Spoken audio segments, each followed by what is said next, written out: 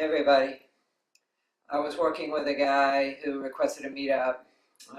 Experienced, strong, tough, martial arts kind of guy, typical questioner. And he just wanted to check it out. So we did the kuzushi, the unbalancing, my typical thing. And I found him very easy to move around. And the reason that he was easy to move around is instructive. It's because there's a fundamental something you have to understand about Tai Chi partner work, which is that, and this is non-compliant work, and everyone's doing their best, but when someone is pushing you, they are making you an offer. They're offering you something. They're offering you their energy, their time, their focus, their intention. They want something from you, and they're giving something to get that. And it's up to you to listen to their offer, to understand it, and to consider what your response is going to be before you take any action. So this guy would just brace himself so strongly, and immediately at the very slightest provocation would just, like shell up and like a fortress, and that made him very easy to move around. It was nothing, right? And likewise, his attacks were too much overreaction, so they're easy to blunt and yield and just bump the guy around easily. So it's instructive, though, because we all have this tendency to some extent, and I want to kind of codify this now and make this into a teaching point, which is that you have to think in terms of an offer that you listen to. You take the time to listen to understand, to consider your response, and that time that you take, I'll call the reflection interval. So there will always be a reflection interval. Whenever there's incoming information or attack or whatever it is, you take that reflection interval, which may be very short in real time, but the process is always the same, of listening, understanding, and considering your response before you give your answer. So he wants something from you, he wants your reaction, he wants you to fall down, hit the wall, to validate him as a master, or whatever, whatever the points are of the game. And you have to decide whether you're going to give that or not.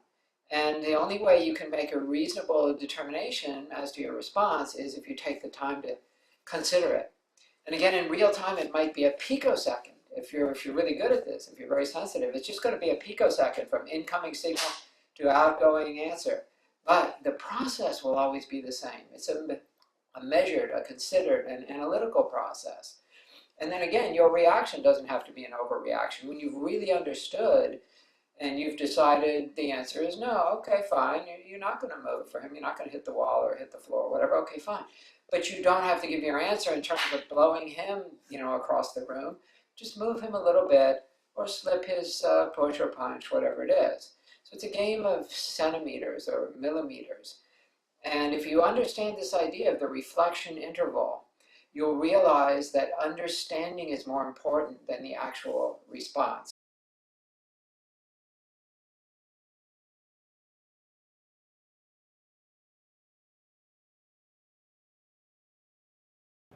I need a man who has powerful friends.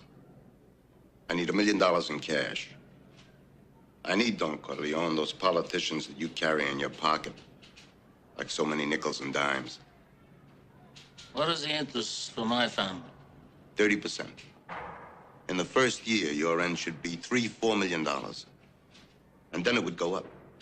So I receive 30% for finance, political influence, and legal protection. That's what you're telling me. That's right. Why do you come to me? Why do I deserve this generosity? If you consider $1 million in cash, just finance, te salud, Don Corleone.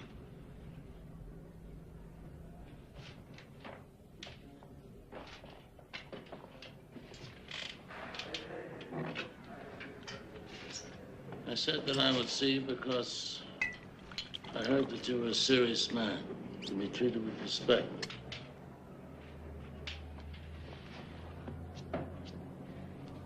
But I must say no to you.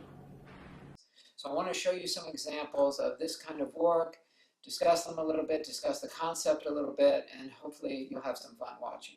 In my demos that you're going to see, in these demo clips, there's various partners, and they all have more than 10 years of martial arts experience of some kind: Tai Chi, Aikido, boxing, wrestling, Systema, all kinds of different things.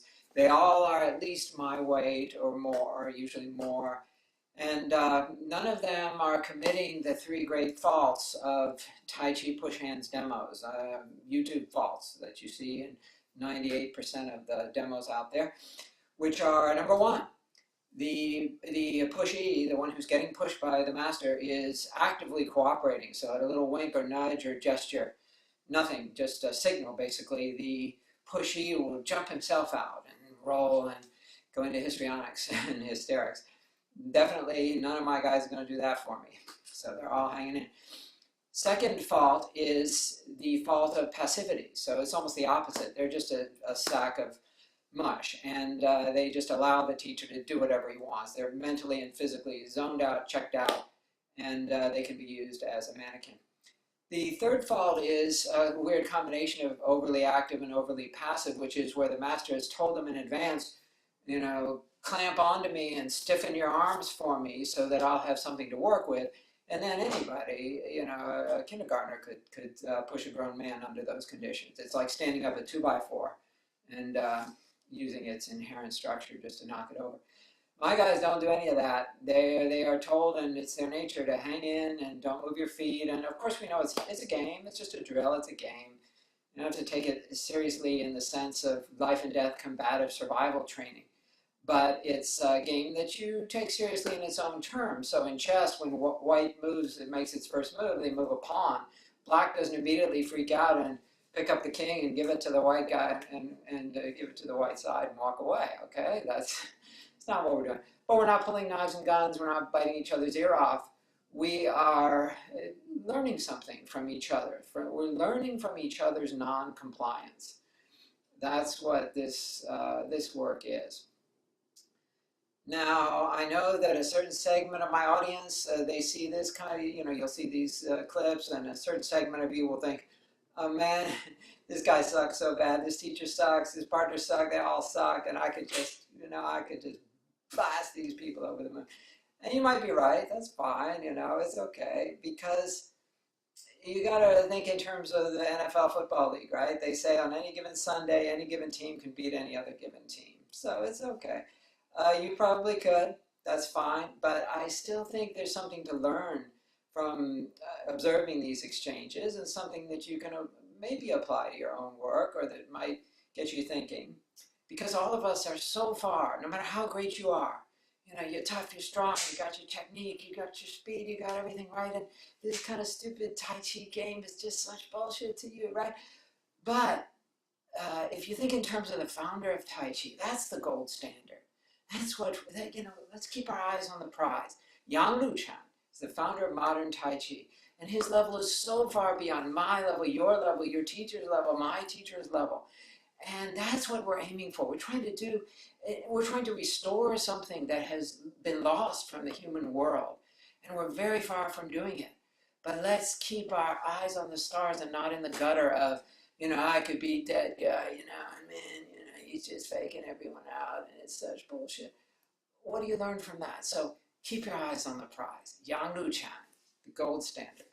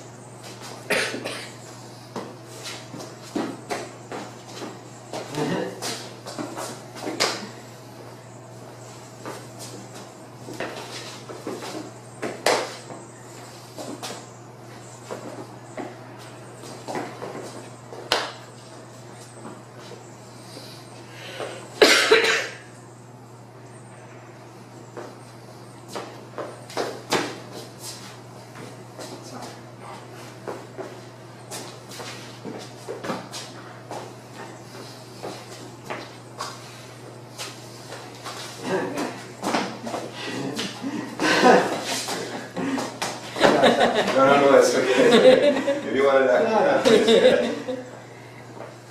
That's good. Now you see he's removing his feet more than we normally do. So this is what would be called, this is what I call quasi-moving step. Basically, I'm allowing him to move his feet.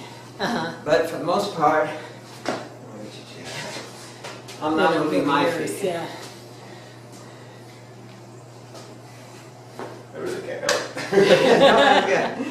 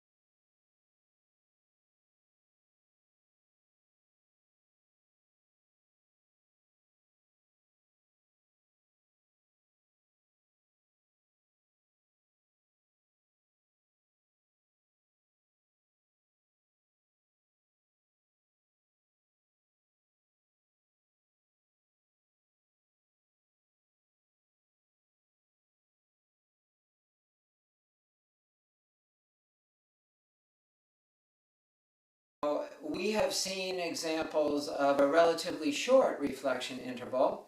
That's what most of the clips I've shown of my work are, because they're coming at me fast and I respond fairly quickly in terms of real time, although I've always gone through the full process I've described of listening, understanding, and considering my response before giving an answer. But as you get better, as you get more sensitive, you can learn to play with this reflection interval to an infinite degree, far beyond what I can do. But I'd like you to just consider this, the next clip coming up, where we see an example of someone, a great master, far beyond the level of myself or anyone watching this movie right now. This master is able to infinitely dilate the reflection interval before he gives his answer. And that's very fascinating to watch, and it's something we can aim for, but it shows you that there is no absolute correlation between clock speed or stopwatch speed and the process of the reflection interval. It's a matter of understanding, and it can be very short or very long, and the result, the decision is up to the master who has applied this process properly.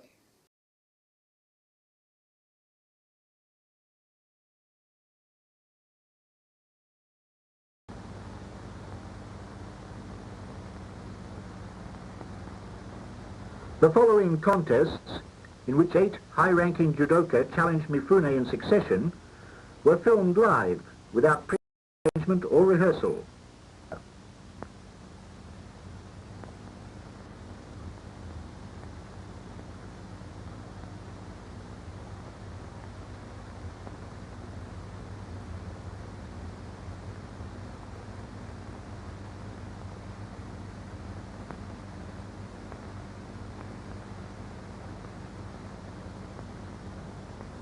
He attacks with a variety of techniques, including the spring loin attack, the shoulder throw, but Mifune counters skillfully.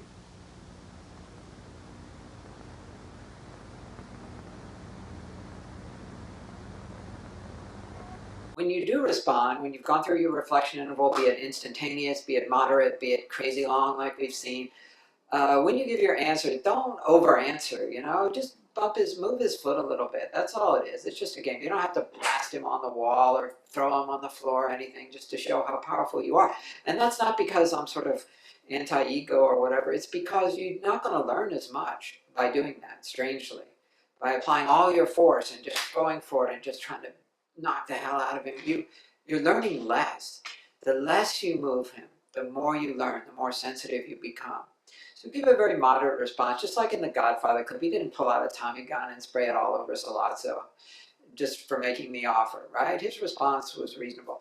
And maybe he should have as the movie turned out. But at least in that scene, that's going to be our guideline.